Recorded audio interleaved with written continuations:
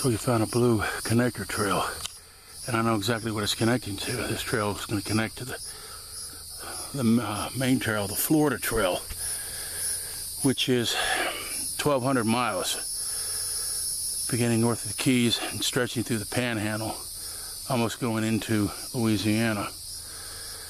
If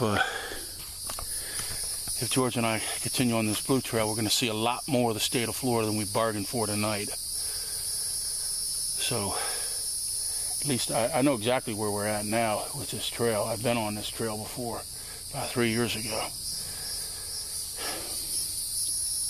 It's just, now's not the time to go exploring. The mission was accomplished. We found the area. So we're going to just stay here